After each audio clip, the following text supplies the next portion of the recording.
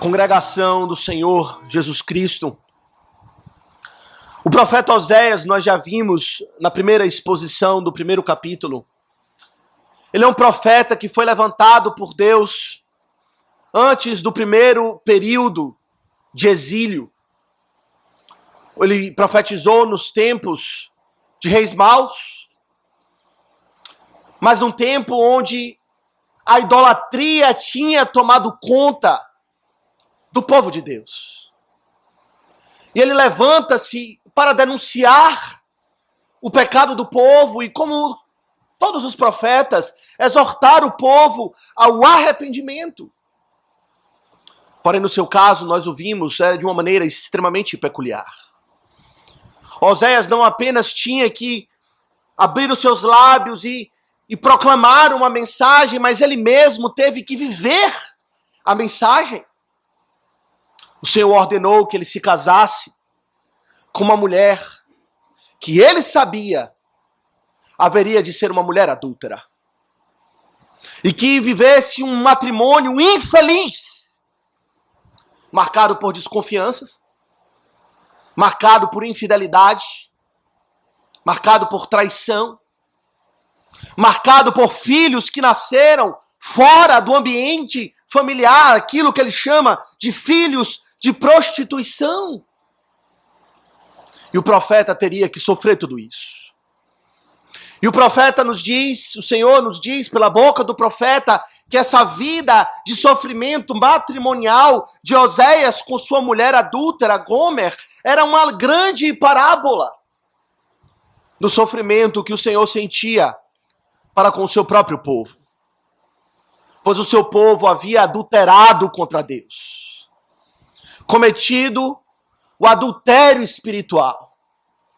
O seu povo tinha abandonado o Senhor para perseguir outros amantes. E por meio do sofrimento de Oséias para com a sua esposa Gomer, o Senhor expõe, por assim dizer, o seu sofrimento para com o seu povo, Israel, a igreja. E assim ele exorta para que ela volte e se arrependa. E nós vimos no primeiro capítulo que o Senhor dá a eles uma palavra de esperança, para que se arrependessem e voltassem.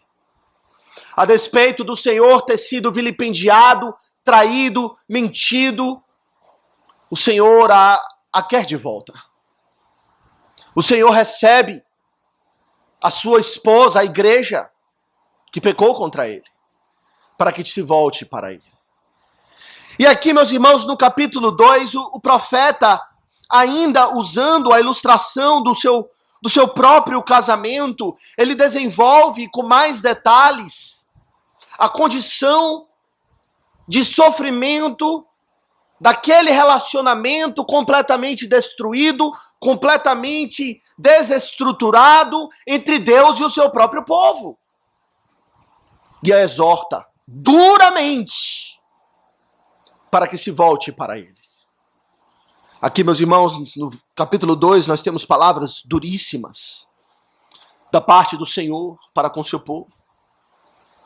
Quando o Senhor, de fato, expõe toda a sua indignação, toda a angústia da ofensa que foi cometida contra ele, de uma maneira muito transparente. Porém, meus irmãos, embora a palavra nos soe dura, é necessário compreender que foi por amor. Que o Senhor faz isso para que, de fato, Israel caia em si, o seu povo, a igreja, reconheça-se pecadora, volte-se para Deus e busque o arrependimento. Não é isso que lemos no verso 7? Quando o Senhor diz que ele irá em seguimento de seus amantes, acompanhem comigo, porém não os alcançará. Buscá-lo-á sem contudo os acharem, então dirá: irei e tornarei para o meu primeiro marido. Voltarei, diz o Senhor, ou melhor, Israel dirá. E o Senhor aqui fica na expectativa de que Israel assim o diga, que eu voltarei à fidelidade do meu primeiro marido. Voltarei para o Senhor. Essa é a vontade do Senhor. Esse é o seu desejo em todas as suas palavras de contundência, expondo vergonhosamente o pecado do seu povo, era para que o seu povo caísse em si, se arrependesse e voltasse-se para Deus. E meus irmãos, quando compreendemos essa palavra aqui, profetizada a Israel no contexto do profeta Oséias naqueles dias, nos dias de Jeroboão II, quão aplicáveis são para nós.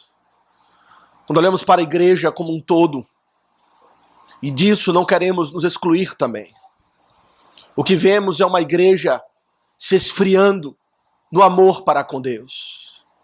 Uma igreja, por vezes, de fato, marcada por festas, por solenidades, por falsas alegrias, porém seguindo ao mesmo tempo outros amantes, adulterando contra Deus.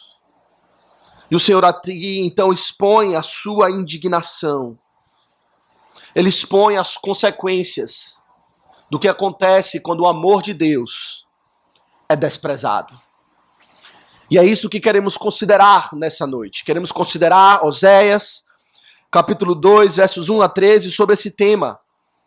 As consequências do desprezo para com o amor fiel de Deus.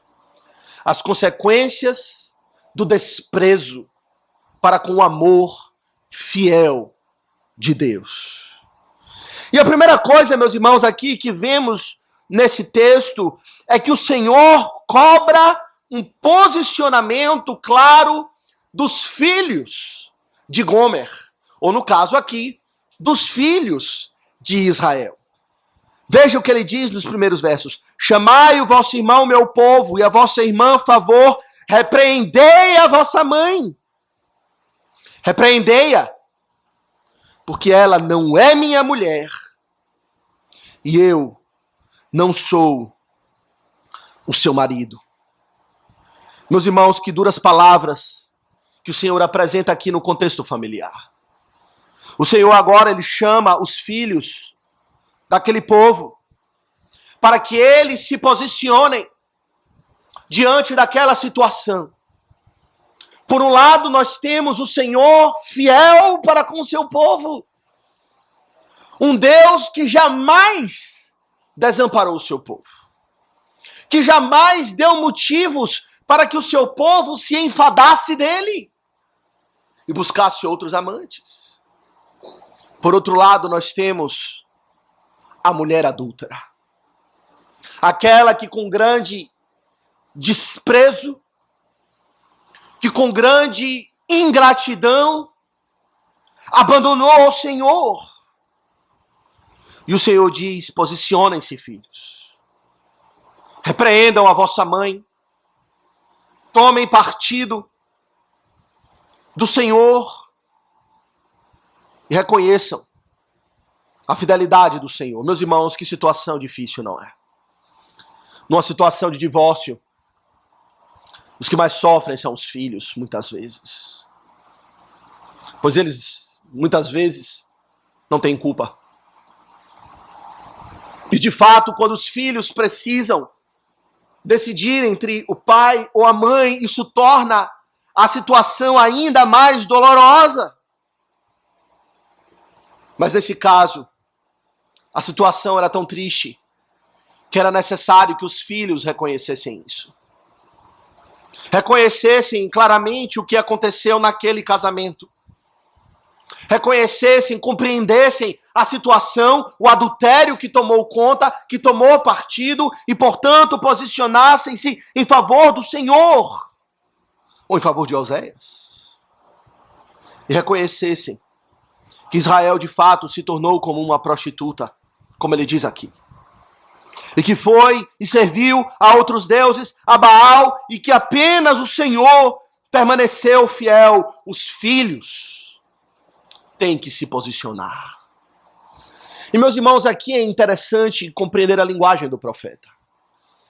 Pois quando ele se refere aos filhos de Israel, ele está se referindo ao próprio Israel. Quando ele fala da mãe, ele está falando de Israel coletivamente, a nação como um todo, a nação de um modo geral, de um modo mais amplo, tem seguido o caminho dos ídolos, tem seguido o caminho da idolatria, tem se desviado do Senhor, mas agora o Senhor cobra um posicionamento individual dos israelitas, aqui chamado de filhos.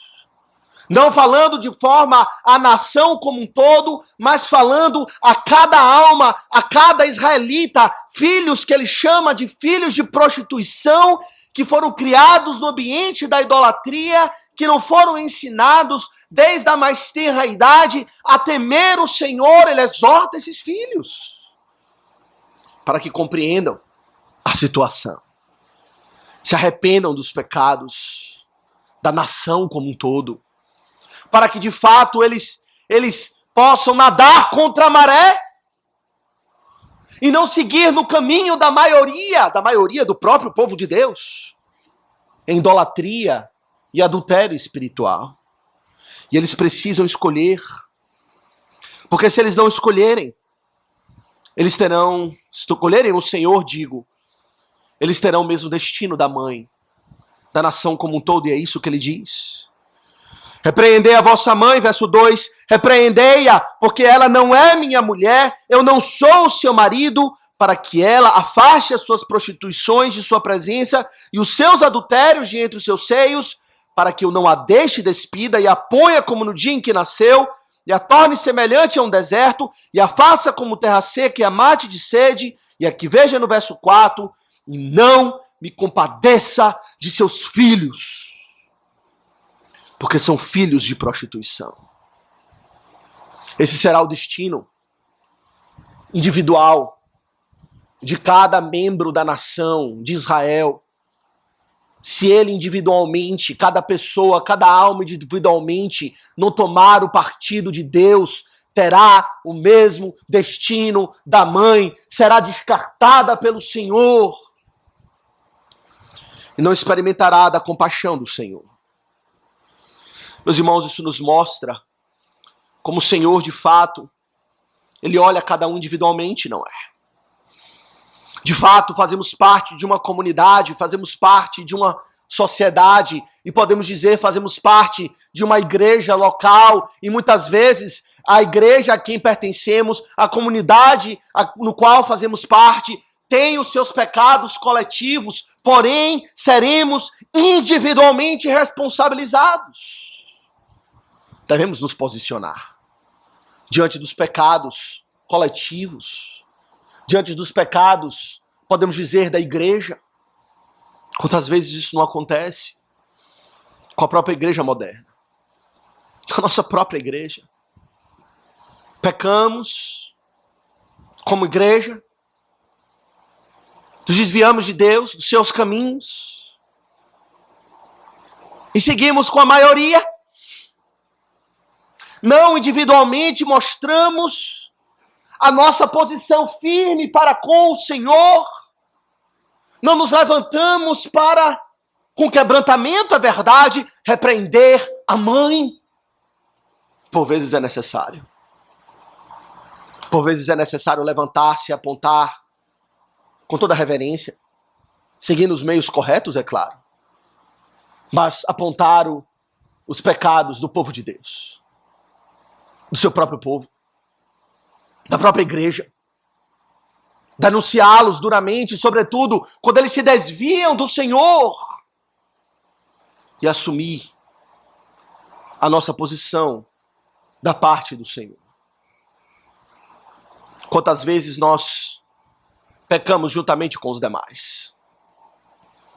Olhamos para um lado e olhamos, todo mundo faz isso, todo mundo está seguindo após Baal, todo mundo serve a Deus, mas também, olha, veja, ninguém se envolve no serviço com o Senhor, ninguém faz porque eu tenho que fazer. Nós já vimos isso tantas vezes, não é? Quando nós olhamos os pecados do povo, em vez de nos posicionar do lado de Deus, podemos até criticar, mas no final das contas seguimos o mesmo caminho. E o Senhor aqui adverte individualmente. adverte a nação de Israel e adverte a nós, para que os filhos se posicionem diante dos pecados da coletividade. Essa é a primeira coisa que notamos aqui na passagem. Mas o Senhor, meus irmãos, vai adiante no desenvolvimento daquele relacionamento tão deturpado, tão disfuncional, podemos dizer assim, entre Deus e o seu próprio povo. E ele não apenas chama os filhos para se posicionarem, mas ele fala da possibilidade daquela família ser desfeita. Da possibilidade daquele povo perder o seu marido, e perder o seu Deus, e perder o seu amor. É isso que nós lemos no verso 3, não é? Do verso 2 nós lemos: repreendei vossa mãe, repreendei-a, porque ela não é minha mulher, eu não sou seu marido, para que ela afaste as suas prostituições de sua presença e os seus adultérios de entre os seios, para que eu não a deixe despida e a ponha como no dia em que nasceu, e a torne semelhante a um deserto, e a faça como terra seca, e a mate de sede. Aqui está, meus irmãos, uma advertência da parte do Senhor. Interessante, nós vimos isso exatamente, que isso que o Senhor diz aqui por meio do profeta Isaías não é nenhuma novidade para aquele povo, não é. Muitos anos antes, quando a nação ainda estava nascendo, diz o Senhor, lá no Sinai, pela liderança de Moisés, o Senhor advertiu o seu povo justamente com respeito a isso. Não foi isso que lemos hoje em Deuteronômio, capítulo 11? Voltemos novamente para essa passagem, ela de fato, por demais, relevante. Veja o que o Senhor já tinha dito muitos anos antes, por meio do seu profeta Moisés. Deuteronômio 11, quando nós lemos o Senhor durante todo o capítulo anunciando aquilo que ele chama de as bênçãos e as maldições. Porém, leremos apenas a conclusão a partir do verso 26, o que o Senhor, resumindo toda aquela mensagem de advertência que ele deu ao seu povo, ele conclui dizendo, Deuteronômio 11, verso 26, eis que hoje eu ponho diante de vós a bênção e a maldição. A bênção quando cumprirdes os mandamentos do Senhor vosso Deus, que hoje eu vos ordeno.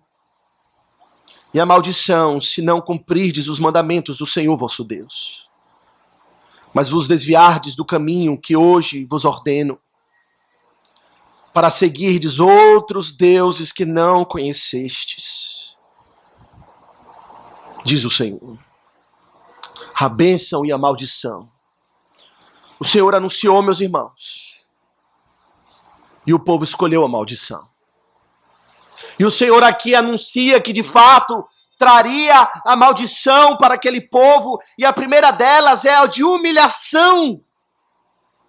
Quando o Senhor disse, para que eu não a deixe despida, Oséias 2:3. Essa é uma expressão de humilhação pública, não é? Hoje em dia não é mais assim. Hoje em dia andar nu pela rua é quase que algo glorioso. Terrível, não é? Mas no tempo bíblico, meus irmãos, isso era um sinal de grande humilhação.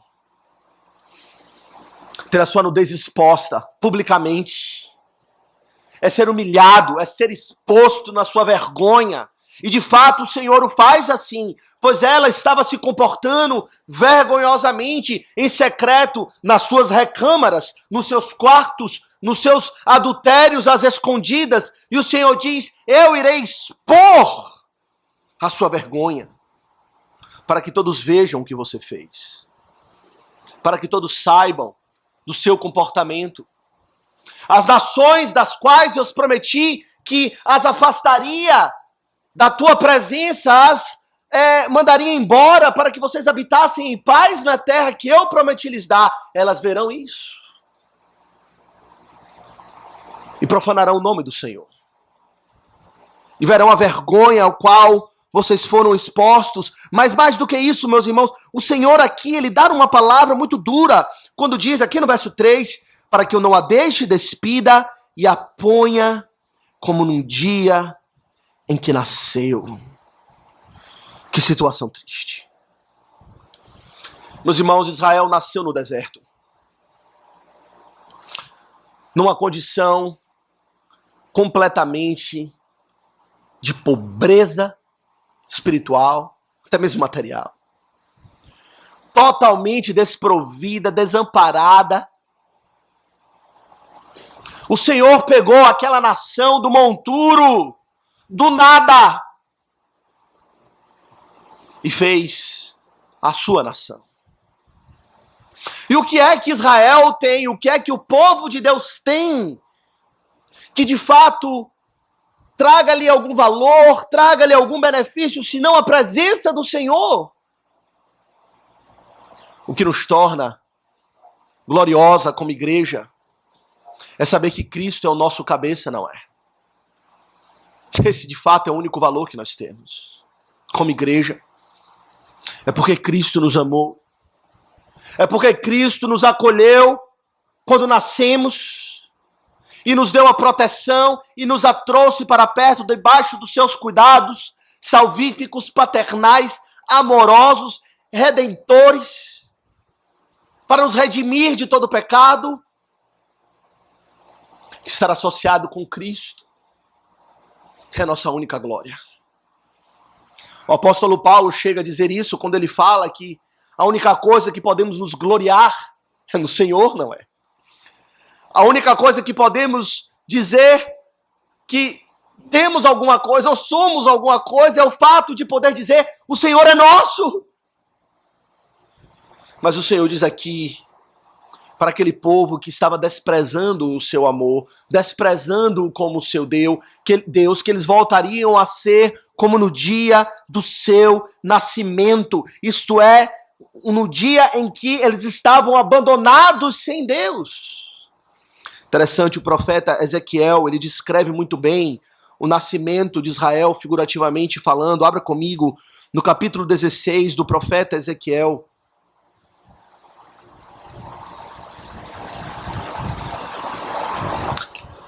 Ezequiel, no capítulo 16, nós temos uma passagem extensa que fala de como foi o nascimento do povo de Deus, figurativamente falando, de forma simbólica. Ele diz o seguinte, a partir do verso 4, Ezequiel 16, verso 4, ele fala o seguinte: quanto ao teu nascimento, no dia em que nasceste, não te foi cortado o umbigo, nem foste lavada com água para te limpar, nem esfregada com sal, nem envolta em faixas. Não se apiedou de ti olho algum, para te fazer alguma dessas coisas, compadecido de ti. Antes foste lançada em pleno campo, no dia em que nasceste, porque tiveram nojo de ti. Passando eu por junto de ti, vi-te a revolver-te no teu sangue, e te disse: ainda que estás no teu sangue, vive. Sim, ainda que estás no teu sangue, vive. E eu, diz o Senhor, te fiz multiplicar como o renovo do campo. Cresceste, em ti engrandeceste, e chegaste a grande formosura. Formaram-se os teus seios e te cresceram cabelos. No entanto, estavas nua e descoberta. Passando eu por junto de ti, vi-te. E eis que o teu tempo era tempo de amores. Estendi sobre ti as asas do meu manto. Cobri a tua nudez. Dei-te juramento. E entrei em aliança contigo, diz o Senhor Deus, e passaste a ser minha. Então te lavei com água, e te enxuguei o teu sangue, e te ungi com óleo, Também te vesti de roupas bordadas, te calquei com couro da melhor qualidade, e te cingi de linho fino, e te cobri de seda. Também te adornei com enfeites, e te pus braceletes nas mãos e colar à roda do teu pescoço. Coloquei-te um pendente no nariz, arrecadas nas orelhas, e linda coroa na cabeça. Assim foste ornada de ouro e prata. O teu vestido era de linho fino, de seda e de bordados. Nutriste-te de flor de farinha, de mel e azeite. Eras formosa em extremo e chegaste a ser rainha. Correu a tua fama entre as nações, por causa da tua formosura, pois era perfeita. Por causa da minha glória, que eu pusera em ti, diz o Senhor Deus. Mas confiaste na tua formosura, e te entregaste à lascívia, graças à tua fama, e te ofereceste a todo o que passava, para seres dele. Que descrição, meus irmãos, daquilo que nós éramos, daquilo que nos tornamos em Deus, e daquilo que nós fizemos com as bênçãos de Deus. Aqui está uma descrição de Ezequiel que mostra que esse povo, no dia do seu nascimento, era nada, era um povo esquecido, revolvido no seu sangue, um bebê que nasceu e foi abandonado, pois tiveram nojo dele. Mas o Senhor cuidou lindamente, graciosamente, afetuosamente, ao ponto de dizer: é minha rainha, é o meu povo, estendi o meu manto e a trouxe para mim. Ele fez aliança com ela e disse: ela é perfeita, pois eu pus a minha glória nele. Mas aqui está um povo que se cansou de Deus, que buscou outros amores, ídolos que eles erigiram para eles mesmos cultuarem. E o que o Senhor então fala é que vocês serão como no dia que nasceram, serão nada, não terão mais a glória do Senhor. Tudo que eu vos fiz será retirado. Que situação horrorosa, não é? Da condição desprovida de Israel, perderão a glória do Senhor, perderão a presença do Senhor, e as bênçãos também, ele diz, elas tornarão semelhante a um deserto, e a faça como a terra seca, e a mate de sede. O Senhor tiraria tudo dela e voltaria a ser como nada. Meus irmãos, enquanto igreja, o que é que nós somos? O que é que nós temos que não recebemos da parte de Cristo? O apóstolo Paulo, refletindo sobre isso, ele fala: eu sou o que sou pela graça.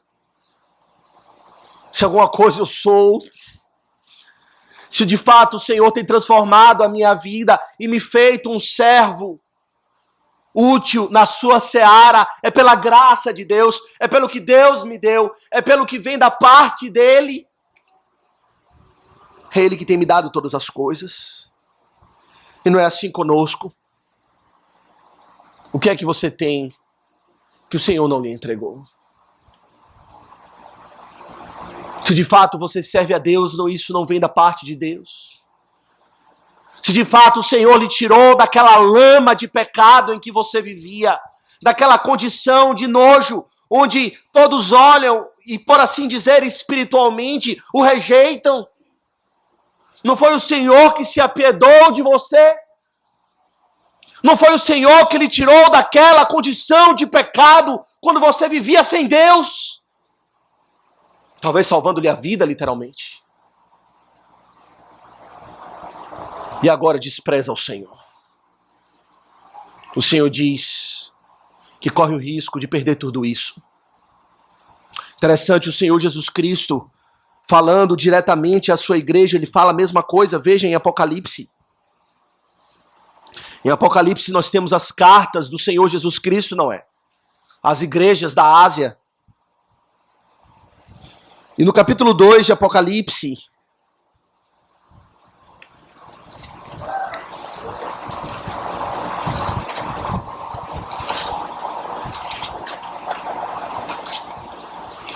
no capítulo 2 de Apocalipse, nós temos a carta à igreja em Éfeso. E veja o que o Senhor diz a ela. A partir do verso 1, ao anjo da igreja em Éfeso escreve: estas coisas diz aquele que conserva na mão direita 7 estrelas e que anda no meio dos 7 candeeiros de ouro.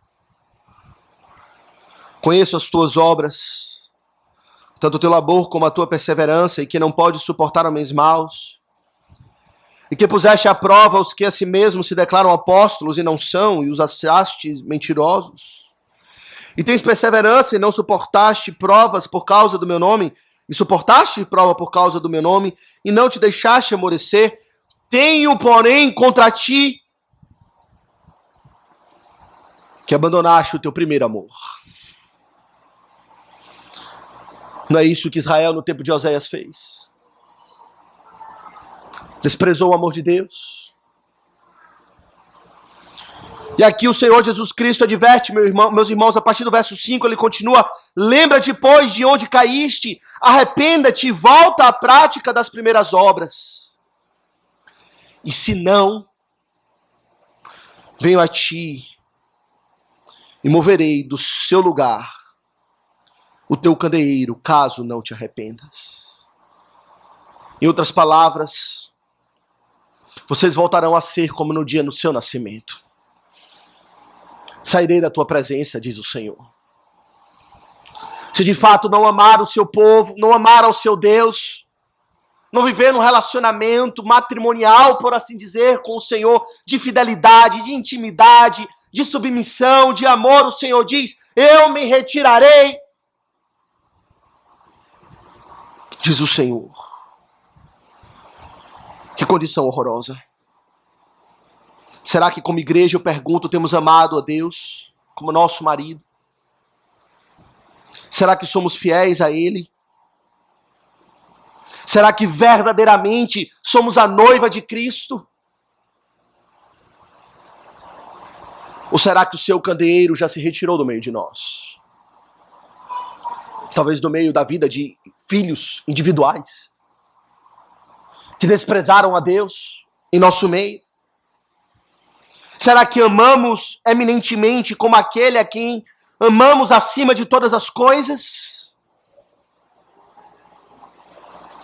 Meus irmãos, aquilo que o profeta Oséias disse para aquele povo se aplica a nós. Se de fato não abandonarmos os nossos ídolos e nos voltarmos para Deus de todo o nosso coração, corremos o risco de perder a Deus. Aquilo que é dito no Novo Testamento de apostasia, apostatar da fé.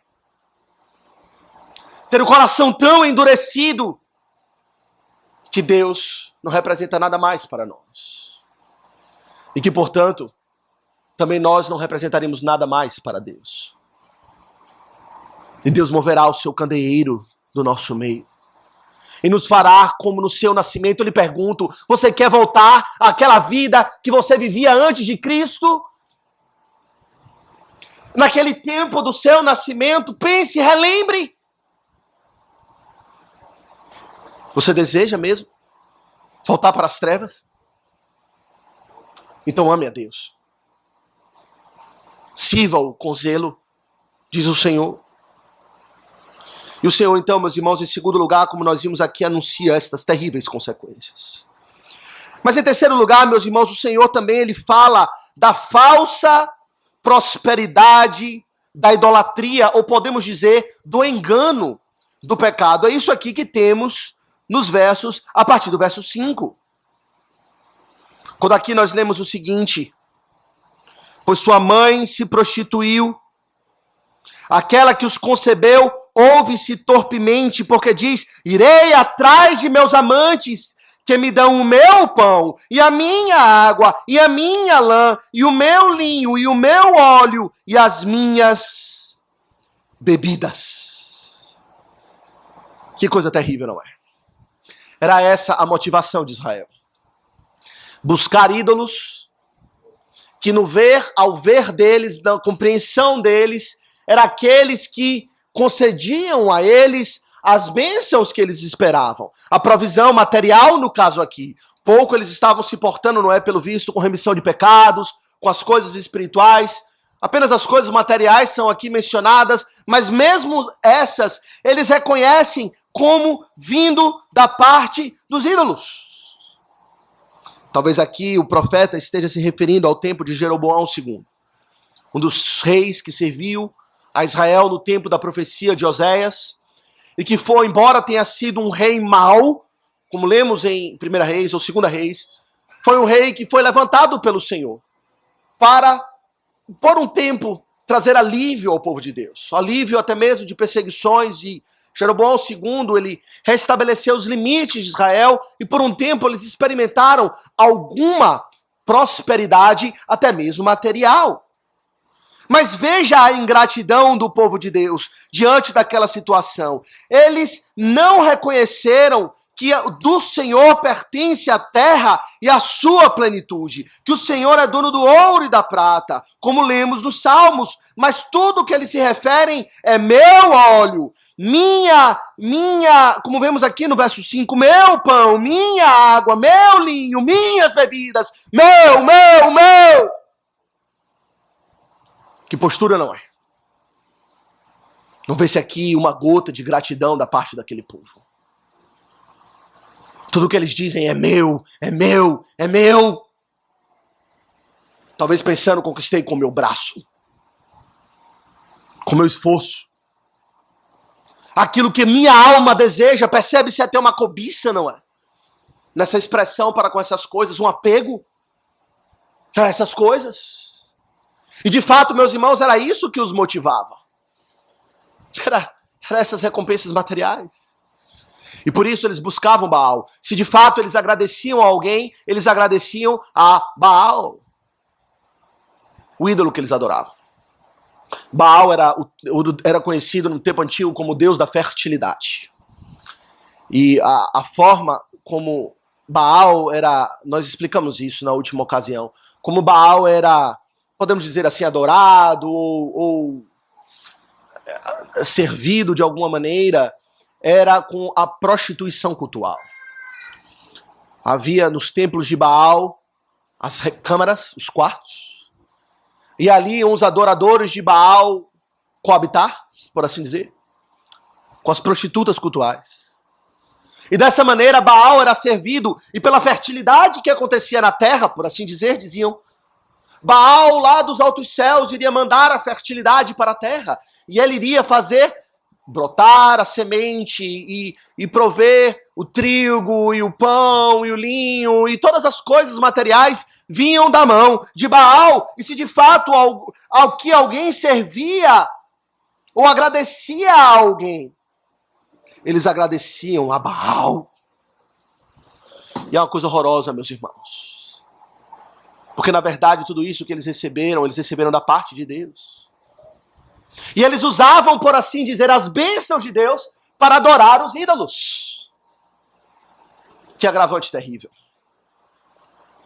Quando as bênçãos que Deus nos concede se tornam maldições na nossa vida. Aquilo que Deus nos concede para nos abençoar, nós usamos para servir aos prazeres, para servir à carne, para servir aos ídolos. E aquele povo aqui se comportava com grande ignorância, como se não reconhecessem que Deus é a fonte de toda boa dádiva, de todo dom perfeito. Que coisa horrorosa. E o Senhor aqui diz para eles com grande constrangimento no verso 8, veja.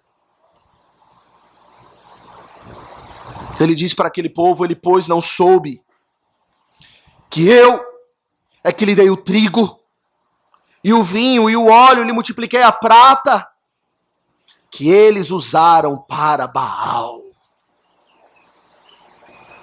Foi Deus quem deu. E aquilo que eles receberam da parte de Deus se tornaram instrumentos de impiedade e de iniquidade na mão de um povo ingrato. Que coisa terrível, não é? Talvez, meus irmãos, a ciência e o conhecimento nos fez nos afastar da adoração de Baal. E nós sabemos muito bem que não é Baal coisa nenhuma que vai dar a semente ou coisa assim. E por vezes a nossa forma de pecar dessa mesma maneira não é adorando Baal, mas será que muitas vezes nós não temos a mesma atitude no nosso coração? Quando ignoramos e não reconhecemos que é o Senhor que nos concede todas as coisas. Quantas vezes nos comportamos ou nos falamos como sendo independentes de Deus? Agimos e vivemos como se não dependêssemos de Deus, como se Deus não fosse aquele que nos concederia ou que há de nos conceder todas as coisas, até mesmo como crentes.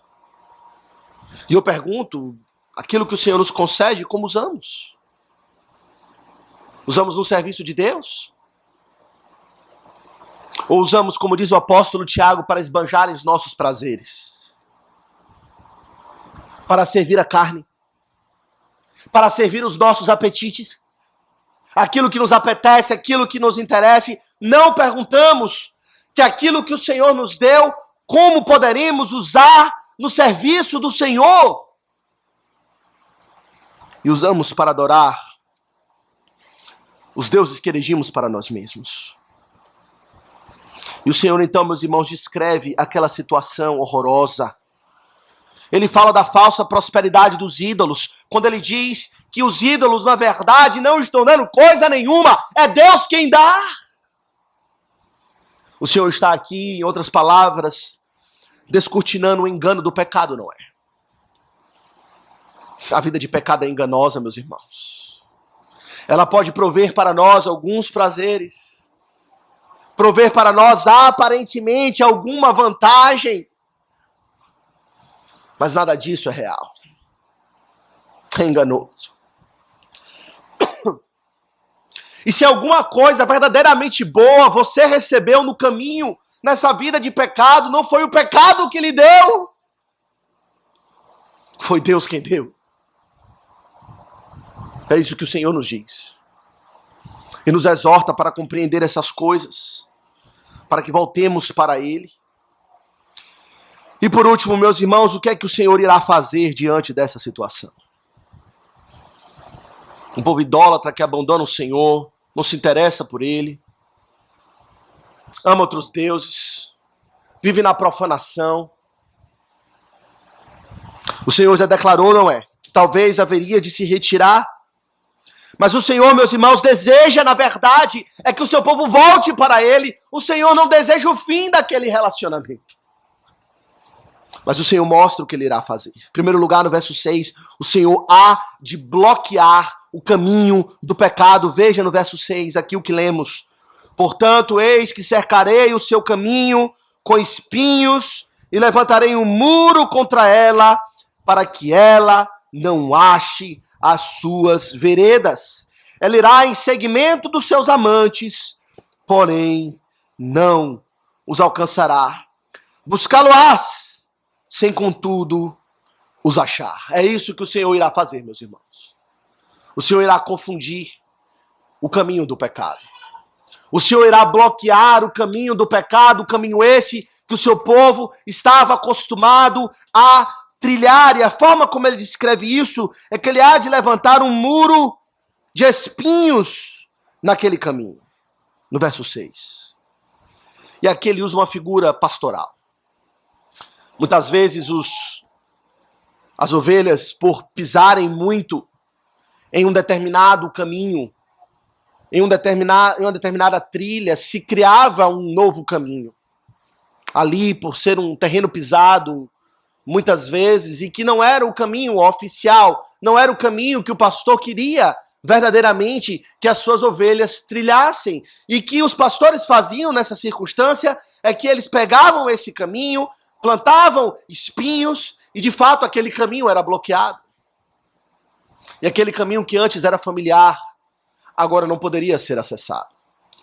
A ovelha que teimasse querer andar por aquele caminho seria, de fato, machucada pelos espinhos, desincentivada para isso, e com o tempo aquele caminho desapareceria.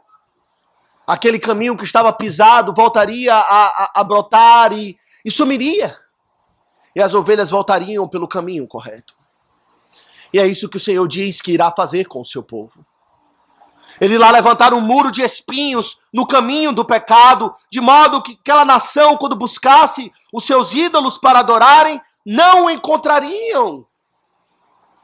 Em outras palavras, o Senhor tornaria o caminho do pecado difícil, amargo e doloroso. Quantas vezes o Senhor nos faz isso conosco, não é? Para nos disciplinar. Para nos mostrar que aquele caminho é um caminho de morte, que o caminho do pecado é um caminho que traz desgraça, que traz destruição. O Senhor nos machuca. O Senhor nos disciplina. Um muro de espinhos ao nosso redor. Quantos de nós já sentiram esses espinhos do Senhor? Fomos expostos na nossa vergonha. E o Senhor assim levantou um muro bem alto. Pare, meu povo, não trilhe por esse caminho, volte, volte.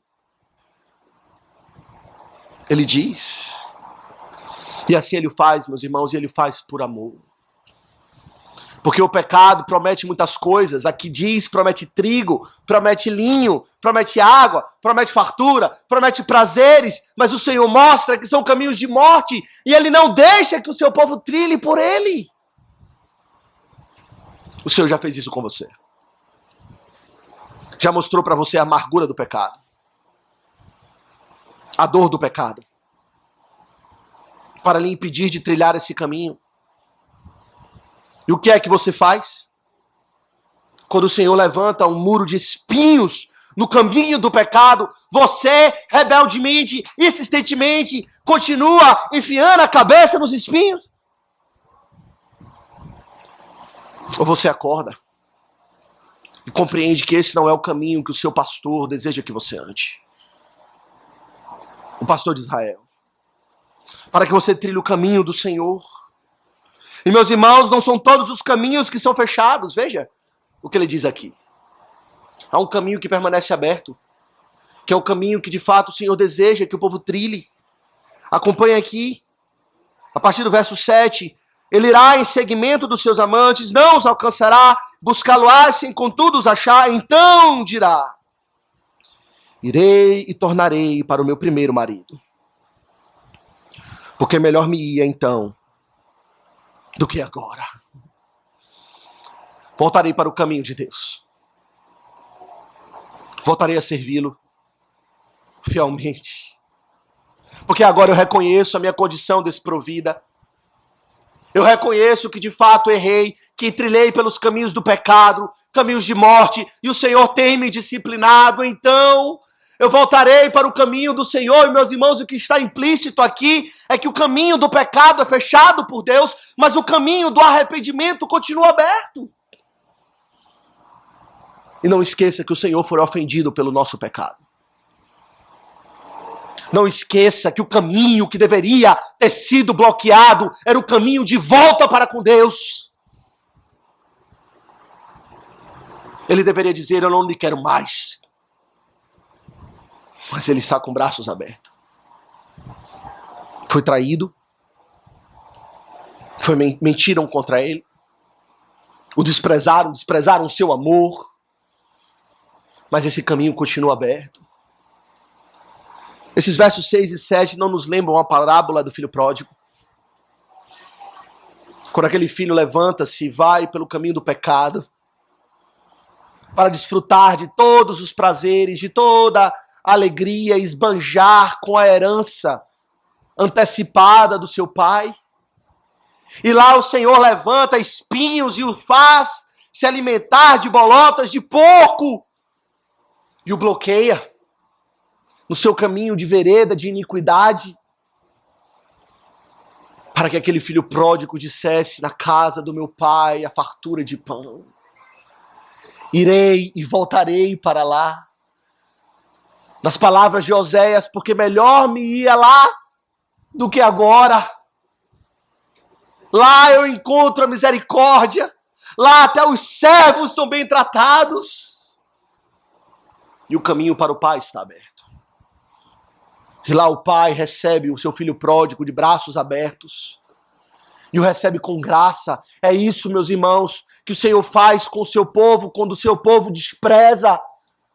Ele permanece de braços abertos para receber o seu filho pródigo, para receber a mulher adúltera que se arrepende do seu pecado. Porém, meus irmãos, nem sempre isso funciona, interessante. Nem sempre. Levantar um muro de espinhos é suficiente para que o seu povo volte a trilhar o caminho de volta para Deus do primeiro marido, e o Senhor então anuncia algo mais duro. A partir do verso 8. Ele diz: ela, pois, não soube que eu é que lhe dei o trigo, e o vinho e o óleo, e lhe multipliquei a prata e o ouro que eles usaram para Baal. Portanto, tornar-me-ei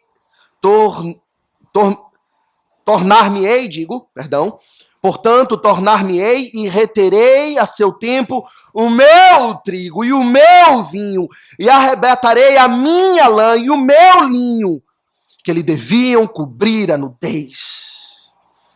E agora descobrirei as suas vergonhas aos olhos dos seus amantes, e ninguém a livrará da minha mão. O Senhor repete a mesma ideia que ele tinha falado inicialmente, não é? Ele irá retirar as bênçãos que antes ele tinha concedido ao seu povo.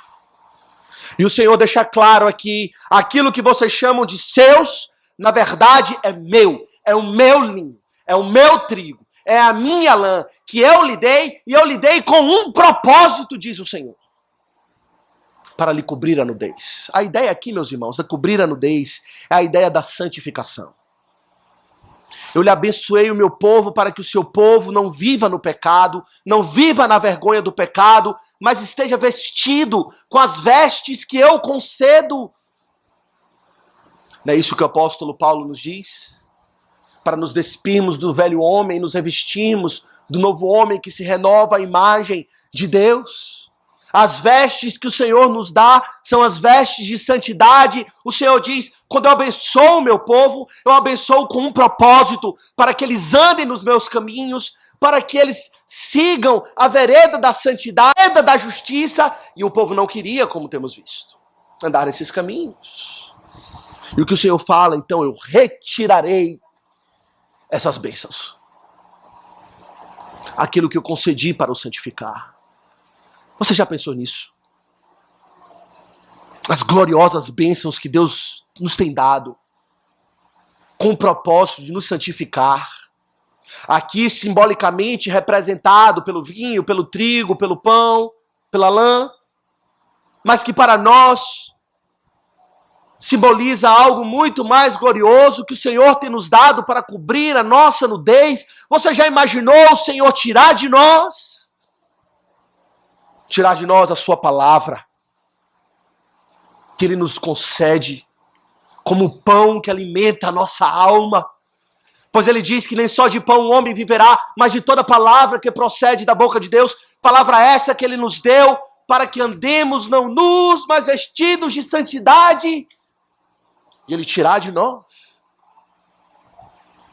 Já considerou a possibilidade do Senhor retirar de nós o seu Santo Espírito? Retirar de nós o seu povo, nos dispersar, dizer: vai embora, despedidos das minhas bênçãos, pois o meu povo não tem usado as minhas bênçãos com os propósitos para os quais eu lhes concedi, que é para viver para Deus. Isso nos traz grande constrangimento, não é? O quanto todos nós, muitas vezes, desprezamos as boas dádivas de Deus que Ele nos concede para viver na plenitude do Espírito Santo, para viver na presença de Cristo. Eu penso a comunhão dos santos, como desprezamos isso? Como desprezamos a igreja? E diz o dito popular que, com certa verdade, que é quando perdemos que valorizamos. Mas eu creio aqui que esse povo rebelde, até quando perdeu, não valorizou. Mas será preciso o Senhor tirar de nós essas bênçãos? Tirar de nós uma igreja para congregar? A sua palavra pregada com fidelidade para que a valorizemos? E passemos a ser não meramente ouvintes, mas operosos praticantes. Ele não dá para nós a sua palavra com o propósito de agradar os nossos ouvidos, porque gostamos de ouvir bons sermões, mas para que transforme as nossas vidas. E se não transforma? Como o Senhor diz a esse povo que vive em adultério espiritual, Ele diz: eu retirarei aquilo que foi destinado para cobrir a sua nudez. Que coisa terrível o que o Senhor ameaça fazer. E, meus irmãos, o pior de tudo é o que lemos no final. Por último, a condição daquele povo. A partir do verso 12 nós lemos o seguinte: o Senhor diz: devastarei a sua vide e a sua figueira, de que ela diz: esta é a minha paga que me deram os meus amantes.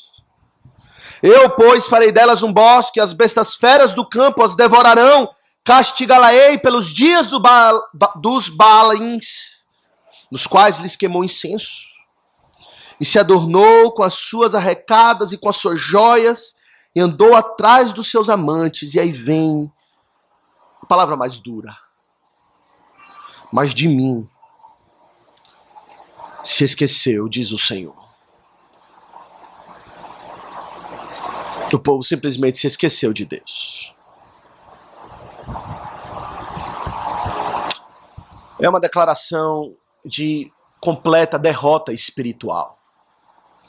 Ele não está dizendo aqui que o povo não estava andando perfeitamente nos caminhos do Senhor, ou que estava sendo rebelde. Ele diz algo muito mais difícil, muito mais duro, que revela um coração verdadeiramente endurecido pelo engano do pecado. Ele diz: é um povo que nem sequer pensa em mim. Me esqueceram. Que coisa horrorosa, meus irmãos, quando isso acontece. Vivemos alheios a Deus. Vivemos a nossa vida completamente alheios ao Deus que nos salvou, que nos redimiu. Vamos vivendo naquele corre-corre. É o ídolo moderno, é o corre-corre. Não é Baal, não, é o corre-corre.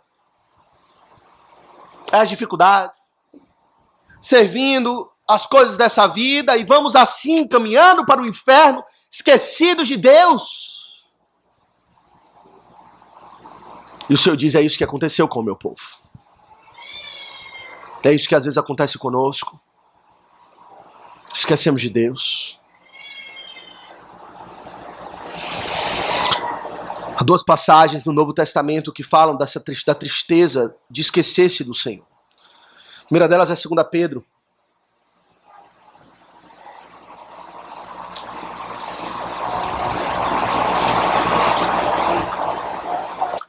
Segunda Pedro, no capítulo 1, nós temos um lindo parágrafo quando o profeta, deixa eu abrir aqui, ou melhor, o apóstolo,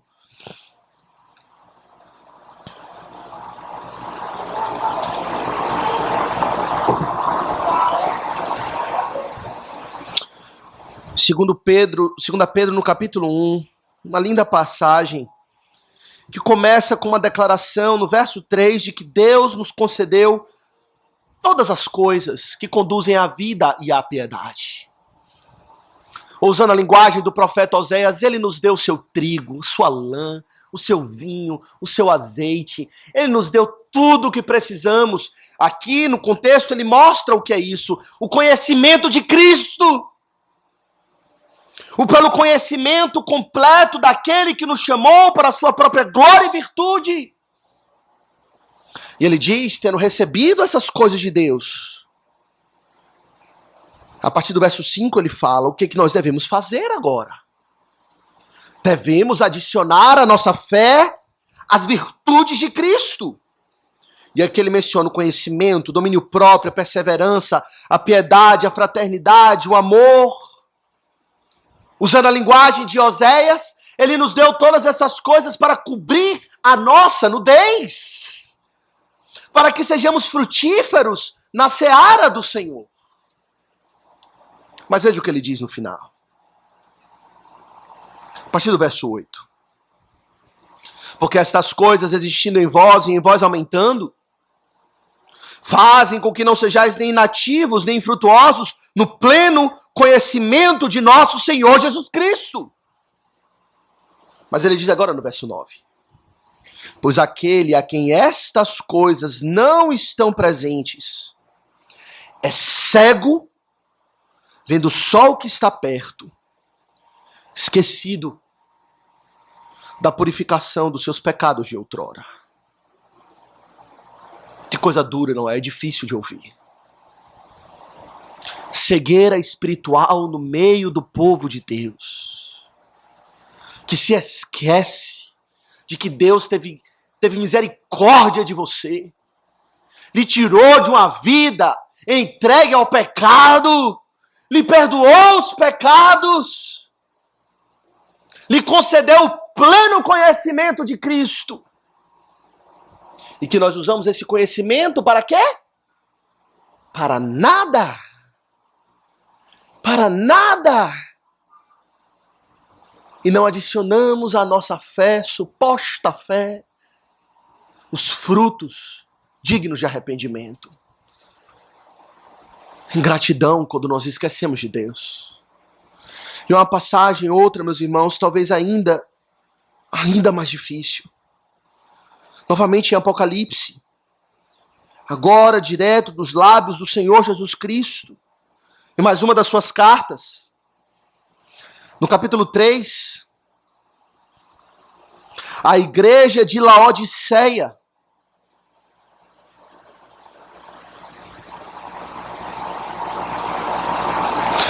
Uma igreja que aparentemente se esqueceu de Deus.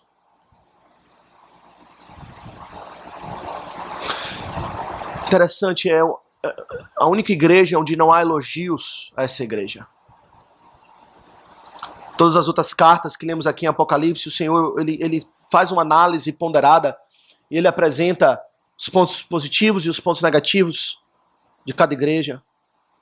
As igrejas do Laodiceia, ele simplesmente diz: uma igreja que está tão seduzida pelo próprio pecado, que se esqueceu do Senhor. Ele diz o seguinte, a partir do verso 14 de Apocalipse 3. Ao anjo da igreja em Laodiceia escreve: estas coisas diz o Amém, a testemunha fiel e verdadeira, o princípio da criação de Deus, isto é, Cristo. Conheço as tuas obras, que nem és frio e nem quente. Quem dera fosses frio ou quente. Assim, porque és morno e nem és quente nem frio, estou a ponto de vomitar-te da minha boca. Pois dizes: estou rico e abastado e não preciso de coisa alguma. E nem sabes que tu és infeliz, sim, miserável, pobre, cego e nu. Aconselho-te que de mim compres ouro refinado pelo fogo para te enriqueceres, vestiduras brancas para te vestires, a fim de que não seja manifesta a vergonha da tua nudez, como nos tempos de Oséias, e colírio para ungires os olhos, a fim de que vejas. Eu repreendo, disciplino a quantos amo. Sê, pois, zeloso e arrepende-te. E aí vem aquela passagem tão mal compreendida. Eis que estou à porta e bato. Se alguém ouvir a minha voz e abrir a porta, entrarei em sua casa e cearei com ele, e ele comigo. Ao vencedor dar-lhe-ei sentar-se comigo no meu trono, assim como também eu venci e me sentei com meu Pai no seu trono. Quem tem ouvidos ouça que o Espírito diz às igrejas. Aqui está um povo que se esqueceu de Deus. Nem é frio nem quente. Um povo indiferente para com Deus. Uma igreja onde Cristo está do lado de fora. E é necessário que Cristo venha e bata a porta daquela igreja. Ele disse, eu estou aqui. Do lado de fora. Vocês se esqueceram de mim, mas eu bato. Que batida de misericórdia, não é? Quando a igreja enxota Jesus Cristo para fora, com desprezo do seu amor, enojado dele e ele dela, pois ele diz, estou a ponto de vomitar-te. Mas ainda assim ele vem e bate à porta, e ele diz, eu disciplino a quantos amo. Sê, pois, zeloso e arrepende-te. Volta ao teu primeiro amor. Eu cearei contigo. Terei comunhão com você. Não se esqueça do seu Deus.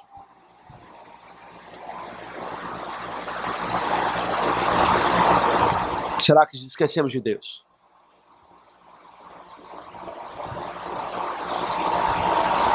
No meio de muito serviço a Deus, é possível que Deus esteja do lado de fora. E o Senhor nos adverte quanto a isso. Meus irmãos, o Senhor odeia a hipocrisia. E o que Ele deseja é o amor arrependido e sincero do seu povo à igreja. Que Ele trabalhe isso em nós. Quem sabe em 2019 sejamos mais fiéis a Deus. O nosso amor mais fervoroso, o nosso serviço mais zeloso, o nosso desejo pelas coisas de Deus mais intenso, o nosso amor para com Ele exclusivo e fiel. Que o Senhor nos abençoe. Amém.